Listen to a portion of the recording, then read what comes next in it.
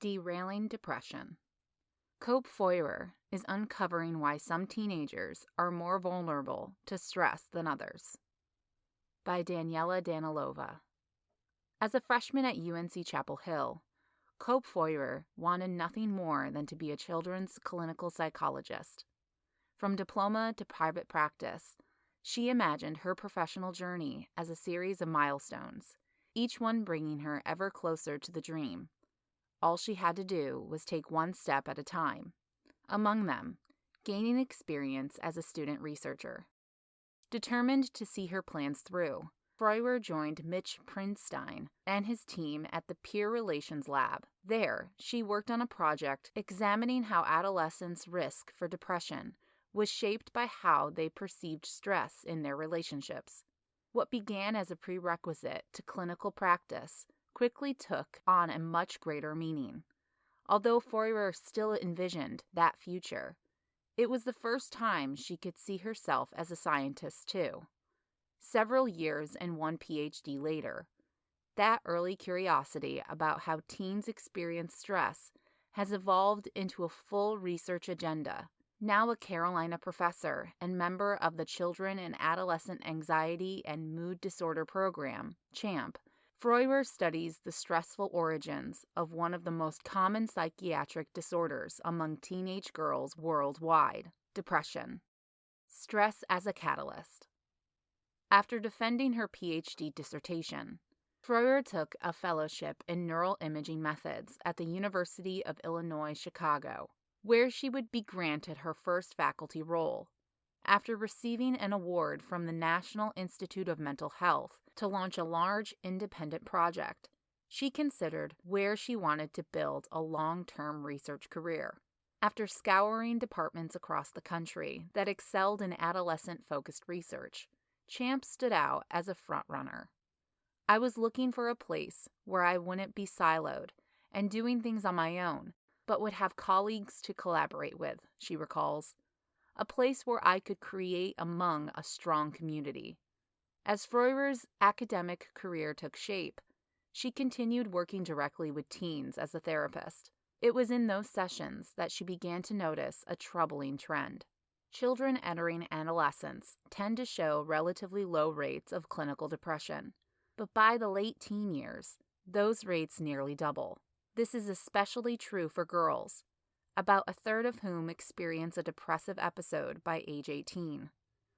Feurer suspected that the answer to why was buried somewhere within this development window. She began with a well-established fact. Stress plays a major role in depression risk. Part of that risk comes from external stress exposure, difficult experiences that happen to someone, disrupting their well-being. But Feurer is interested in a specific source of stress exposure, stress generation, or how a person's own responses and behaviors can unintentionally create additional stress in their lives. For example, interpreting a neutral comment as hostile might trigger a defensive reaction, escalating a situation that otherwise would have remained harmless. Over time, these patterns can shape a person's relationships and their mental health. We are not simply passive recipients of our environment, Feurer explains. We interact with it, and it responds.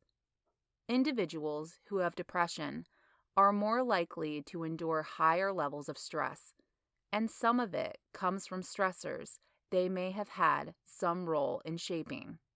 Some behavioral factors have biological origins that appear years before symptoms emerge. One example is a blunted response to reward, meaning the brain reacts less strongly to positive experiences.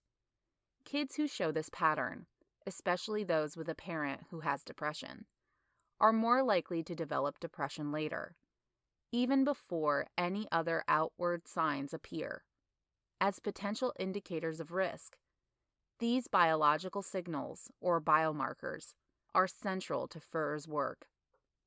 A growing signal. If biomarkers can help identify who is at risk, the next question is how that risk plays out in everyday life. Today, Feurer is looking for predictors of stress generation and adolescent girls with at least one parent who has experienced depression. She focuses on how teens respond emotionally to negative social interactions, moments that can quickly spiral. If a conversation doesn't go as expected, the brain may perceive the other person as a threat. Within moments, a misunderstanding can escalate into conflict, sometimes ending a friendship.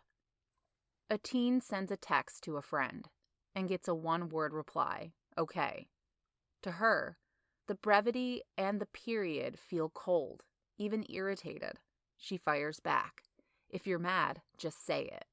Within minutes, both are trading heated messages over what began as a neutral response, now interpreted as hostility. Feurer's idea builds on early findings showing that teens with the highest pupil reactivity to angry faces, a marker of sensitivity to negative social cues, were more likely to experience increases in interpersonal stress over time. When faced with ambiguous or troubling clues, their instinct may be to react strongly, even when the situation isn't truly threatening. The second I think I see a cue of something negative happening, and I respond really strongly, is that creating a negative social interaction where there wasn't one before? Feurer asks. To explore this, Feurer and her team designed a study that simulates social interaction in real time. Participants are placed in an MRI machine and given a task that makes it seem like they are interacting with other teens. Throughout the task, they are met with either acceptance or rejection from their supposed peers.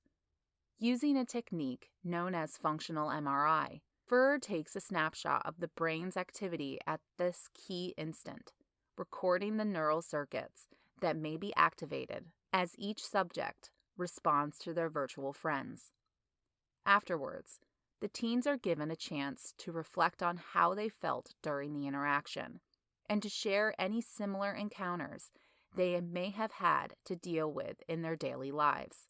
This data allows Feurer to map how social reactivity in the moment connects to patterns of stress over time, even if the teens themselves don't notice. Taking back control. While Feurer's goal is to inspire change, she doesn't want the revelations to come as a burden. Rather than criticize their predispositions, she wants to give teens a stronger sense of autonomy by helping them understand how they may be able to shape their environments, for better or worse. It's not a question of blame, but a question of how you're interacting with your environment in a way that may or may not be adaptive, she says. By linking clinical data with lived experience, Feurer aims to identify these patterns early to be ready for whatever may come later. To her, this is the purpose of therapy. You're helping people figure out how to navigate their environments in a way that's more beneficial, she says.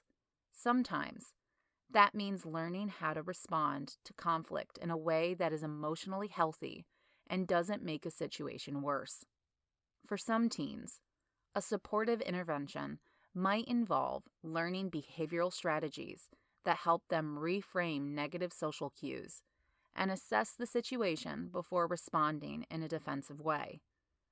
Feurer expects to wrap up recruitment for this trial by the end of this year, and early findings are already emerging. Teens whose nervous systems are more reactive to negative social threats also tend to experience higher levels of depression. If these patterns hold, they could help identify at-risk teens earlier and create opportunities to intervene before stress and symptoms compound. As for Feurer herself, her work continues to evolve alongside new questions, logistical quirks, and serendipitous lessons as she settles into her role as a researcher. Being at her alma mater only adds to the sense of purpose. Being an early career investigator means growing from the ground up, she says. You wear a lot of different hats, but it helps being in this setting. I'm from here. I love it here. And if this could be the final stop, that would be great. Feurer is an assistant professor and a member of the Child and Adolescent Anxiety and Mood Disorder Program in the Department of Psychiatry within the UNC School of Medicine.